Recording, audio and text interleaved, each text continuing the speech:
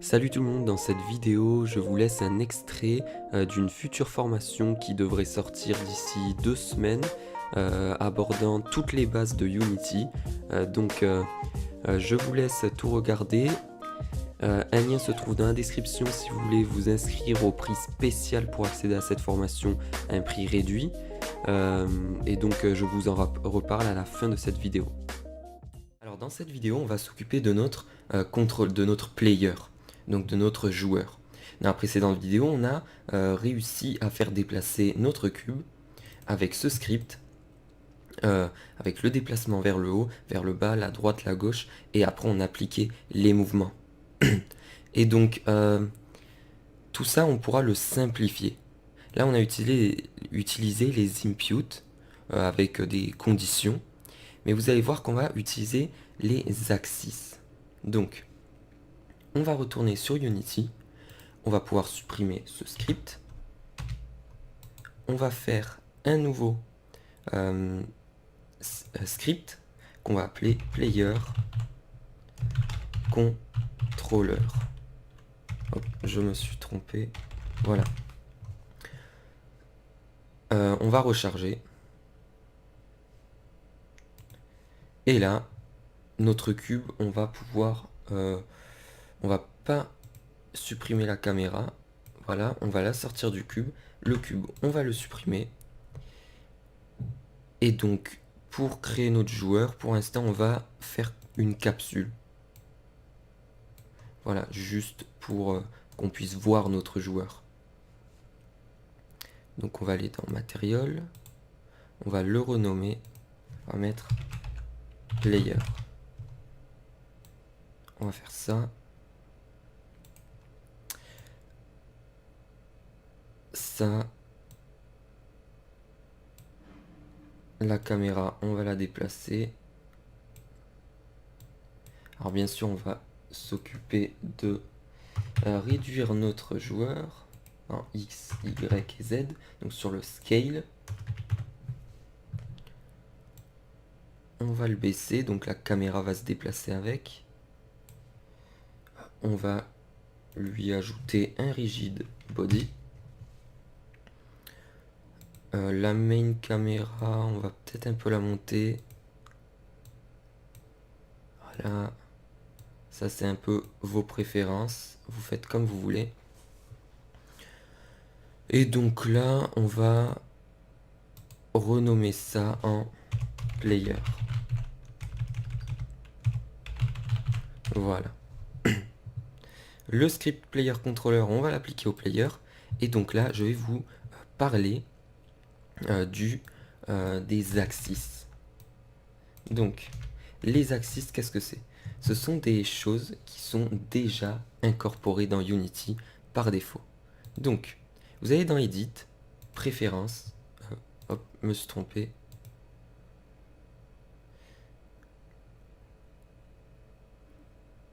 Project Settings, Input, voilà.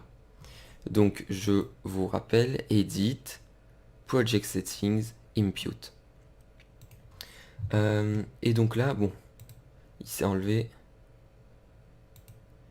Ça va nous mettre l'input manager dans l'inspecteur avec les axes. Size, en fait, ça va être comme un tableau. Je ne sais pas si vous vous rappelez des tableaux avec le C# qu'on avait appris. Mais en fait, il va contenir un tableau de plusieurs éléments. Donc là, il y a les axes, la taille, et là, il y a l'axis horizontal. Donc horizontal, vous savez ce que c'est. Negative button, c'est left. Positive button, c'est right. En fait, ça va être les flèches gauche et droite, mais aussi les boutons Q et D du clavier. Je ne sais pas si vous avez l'habitude de jouer à des jeux vidéo avec le clavier, mais c'est souvent réglé sur Z, Q, S, D. Pour les claviers en QWERTY, c'est pas pareil, c'est en WASD. Donc par défaut, Unity est paramétré en WASD. C'est pour ça que left, ici, donc on a le name, negative button pour l'axe horizontal, positive button, et là, on va mettre Q et D. Voilà. Là, c'est l'axe sur lequel il va agir. Nous, c'est bien le X. Ensuite, vertical, c'est pareil, sauf que down et up. Et négative button, qu'est-ce qu'on va mettre? On va laisser Z, S, et là, on va mettre Z. On va pouvoir enregistrer et retourner sur notre player. On va éditer le script. Déjà, un axis, qu'est-ce que c'est? Alors, je vais vous expliquer un peu en vous faisant un petit schéma. Un axis, on a l'axis X, l'axis, je me suis trompé, l'axis X. Ouais, ça va me mettre automatiquement ça, c'est pas très pratique. Voilà. On a l'axis X qui va lui avoir plusieurs valeurs. Elles vont démarrer de -1 jusqu'à 1. Donc -1 à +1. Mais entre les deux, il y aura 0. Donc, quand notre... Alors, je vais bien mettre ça en commentaire. Voilà. Quand notre X est active, et que par exemple, on va appuyer sur la flèche de droite, qu'est-ce qui va se passer? On est bien sur le X, flèche de droite. On voudrait justement que notre axis réagisse en fonction de notre demande sur le clavier. Donc, on va tout simplement se mettre de base au milieu. On est au milieu. Notre axis X est égal, l'axis X est égal à 0. Quand on va appuyer sur la flèche de droite, ça va aller en fondu, en smooth un peu, ça va faire un effet de... Ça va y aller petit à petit, voilà. Vous allez appuyer sur la flèche de droite et hop, ça va se déplacer vers le 1. Si vous lâchez la flèche de droite, ça va revenir vers le 0. Mais ça va pas être brut. Ça va y aller petit à petit. Voilà. Vous appuyez sur la flèche de droite, ça va vers le 1. Vous la lâchez, ça va vers le 0. Et pareil, si vous appuyez sur la flèche de gauche ou sur la touche Q, ça va aller vers -1 et ça va revenir vers 0 si vous lâchez. Et tant que vous appuierez sur -1, eh ben, ça restera sur gauche, ça restera sur -1. Donc les axes, ça va être très pratique. Pourquoi? Parce qu'en fait, vous allez pouvoir faire en sorte que quand l'axis est égal, quand la touche droite est appuyée, l'axis X est égal à 1, par exemple. Donc pour ça, ça va être utile. Et comme je vous le dis toujours, un exemple est bien mieux que de la théorie. Parce que là, je vais vraiment vous apprendre. Donc, on va déjà déclarer des variables. Des variables serialized field. Voilà. Pour qu'elles restent privées, mais qu'elles soient accessibles depuis l'inspecteur. Si vous vous rappelez plus, je vous renvoie sur le chapitre de la portée des variables. Alors, speed égale 3 floats. Ça, ce sera la vitesse qu'on règle sur 3 floats. Virgule. On va déclarer une autre variable sur la même ligne. Current speed. Qu'on ne va pas assigner de valeur. Une autre serialized field que je vais mettre en float. Et là, je vais mettre rotation. Voilà, on va l'appeler comme ça.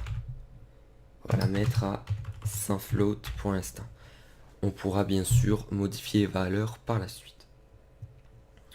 Alors là, je vais vous montrer un truc. Alors, on va déjà enlever le start. Pour l'instant, on va pas en avoir besoin. Et là, on va agir dans l'update. Mais vous allez voir que là, on va mettre un petit commentaire. Modifier update. Voilà. Vous allez voir que on va devoir modifier l'update. Pourquoi? Parce que l'update ne va pas être bien adapté pour agir un peu sur de la physique. Là, on va agir sur la physique de notre objet, car on va le déplacer. Donc déjà, on veut, qu'est-ce qu'on voudrait faire? On veut déplacer notre joueur. Donc qu'est-ce qu'on va faire? On va d'abord faire un déplacement. Voilà. Déplacement. Alors je réfléchis avec vous, hein, parce que moi, j'ai pas tout préparé. Je fais en sorte que vous ayez un peu cette logique de programmeur. On va réfléchir. Voilà. Donc je prépare pas tout, hein, je fais comme si je développais un jeu, comme ça vous voyez les erreurs qu'on fait, vous voyez mes erreurs en direct. Et ça c'est la meilleure façon pour apprendre. Donc déplacement du personnage, qu'est-ce qu'on va faire? On va déjà agir sur transform.translate. Hop, transform.translate, voilà. Et qu'est-ce qu'on va faire ici? On va pas oublier le point virgule. On va faire un vector 3.forward. Alors qu'est-ce qu'il va faire le vecteur 3.forward? Alors il va tout simplement, agir sur l'avant. Les vecteurs, si on va sur Unity, vous allez voir, on va aller dans Help, Unity Manual, on va ouvrir, hop, je vais déplacer ça, et là, on va mettre forward. Peut-être qu'il va nous le trouver. Non. Alors, vector 3, on va juste mettre vector 3. Voilà. Pourquoi il me le trouve pas?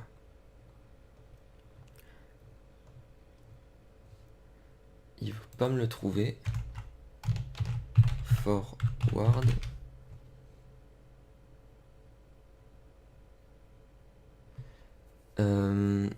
Alors, il a du mal à me le trouver. Donc c'est parce que je suis pas connecté à internet, c'est sûrement ça le problème. Mais en fait, vector 3.forward va permettre d'agir sur l'avant du vecteur 3. Je vais vous présenter un peu ce vecteur. Vecteur 3, on pourrait lui mettre 0. 0. Ça va faire comme si, car je sais pas si vous savez, mais un vecteur, je vais déclarer ici un vecteur 3 test égale, là par exemple si vous mettez vecteur point, alors vecteur 3 comme ça, non je vais pas vous montrer comme ça, voilà. Donc désolé, j'hésite un peu, mais c'est parce que c'est très compliqué d'essayer de vous apprendre sans vous mélanger. Donc je vais essayer de rester sur les bases là. Donc vector 3.0, qu'est-ce qu'il va faire? Il va faire que x, y et z est égal à 0. Donc au lieu de faire x égale 0, z égale 0, y égale 0, on va tout simplement faire vector 3, 0. Vector 3.forward, il va agir vers l'avant. Après, on en a plein. On a left, right, up, down, voilà. Donc ça, back même, voilà.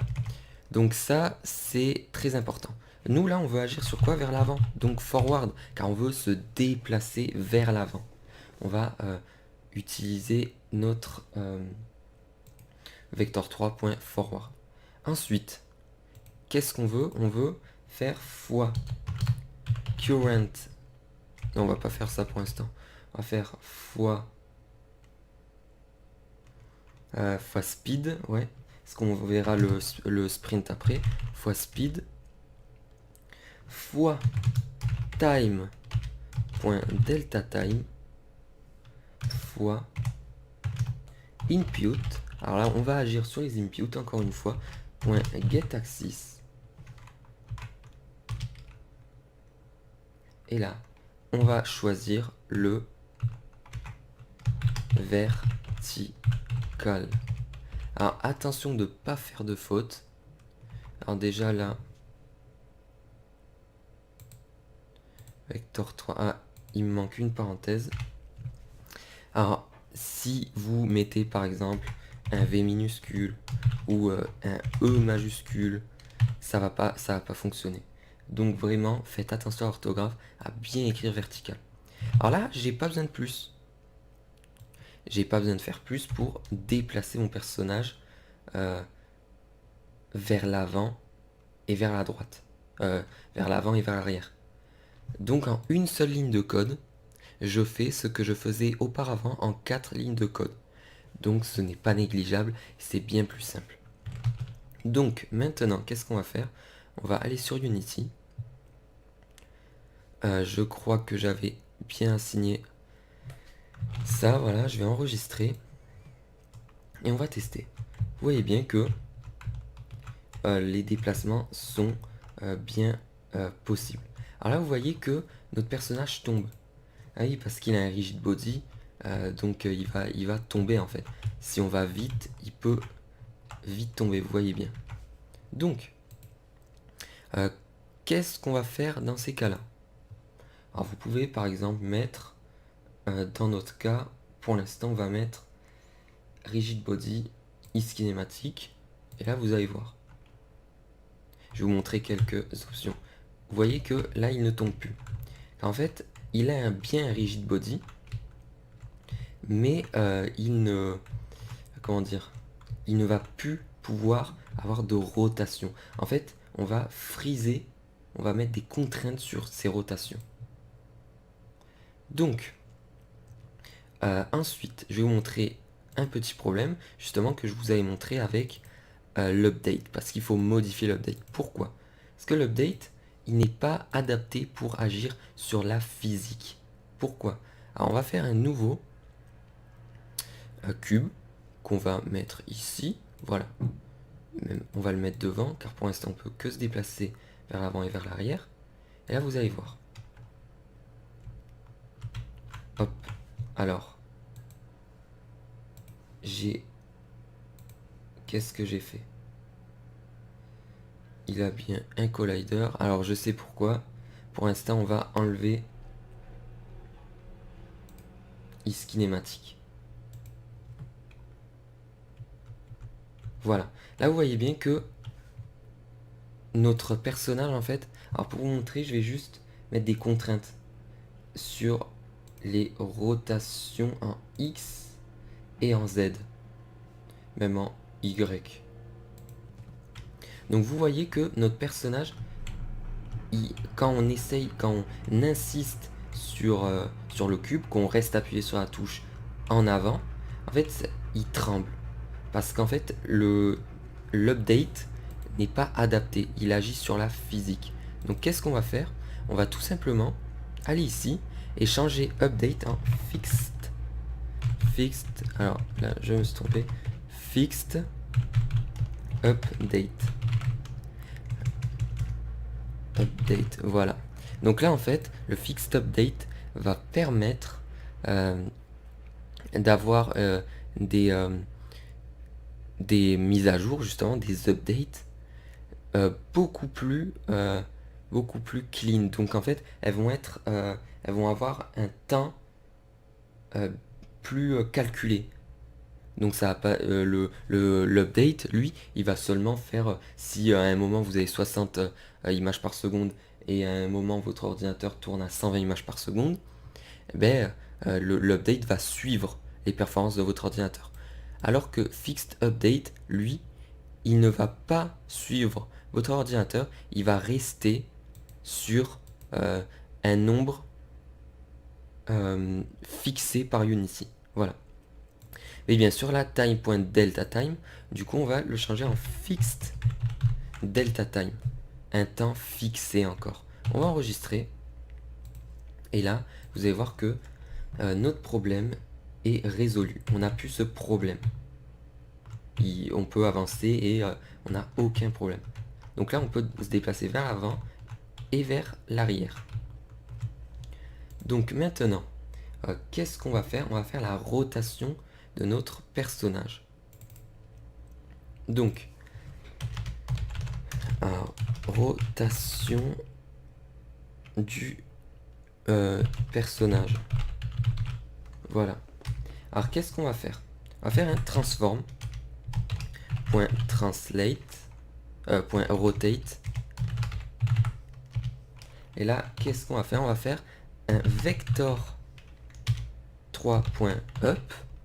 Voilà, on va agir sur l'axe up en fait du vecteur 3 fois rotation, donc qui est notre variable qui est initialisée à 100 float. Ensuite fois time.fixed delta time. Là, ça va nous permettre justement que la vitesse de rotation soit la même sur tous les ordinateurs, car si l'ordinateur était moins performant, ça aurait pu être plus lent. Là, en fait, ça va se fixer. Et là, fois input, hop, je me trompe, voilà, point get axis. Et là, qu'est-ce qu'on va faire? On va tout simplement agir sur vers horizontal. Donc horizontal, ne faites pas d'erreur de faute d'orthographe. Donc là, on a la rotation du personnage. On va retourner dans Unity. Et là, vous voyez bien qu'on peut se déplacer avec notre personnage.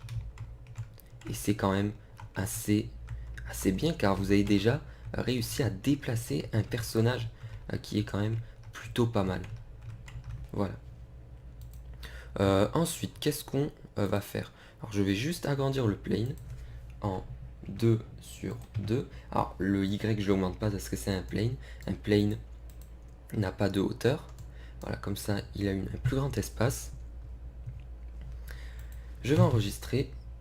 Et là, on aimerait... Hop, alors, je vais retourner sur Unity. Voilà.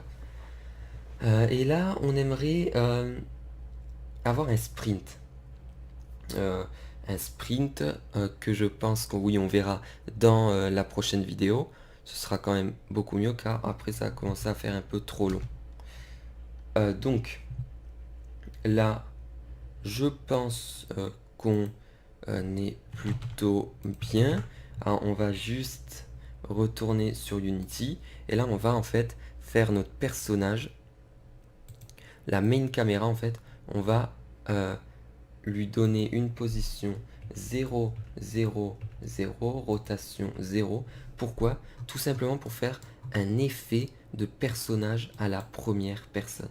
Donc, on va augmenter la taille. On va se mettre un peu comme si c'était les yeux du personnage. Lui, on va l'augmenter à 1. 1. Non, on va laisser sur 0,5. Voilà. Et donc là, on a quelque chose de un peu plus sympa. On pourra ajuster la taille par la suite. Mais déjà, vous voyez qu'on a un personnage à la première personne. Donc je laisse la capsule rouge, car pour le développement, ce sera bien de voir où se trouve notre personnage. Car si en fait on enlèverait le mesh renderer, en fait le mesh renderer c'est le rendu de notre personnage, vous voyez qu'on voit plus et c'est moins pratique. Alors bien sûr, on aurait pu lui mettre une étiquette qui va permettre de le voir. Mais pour les players, je préfère laisser une capsule comme ça pour le développement.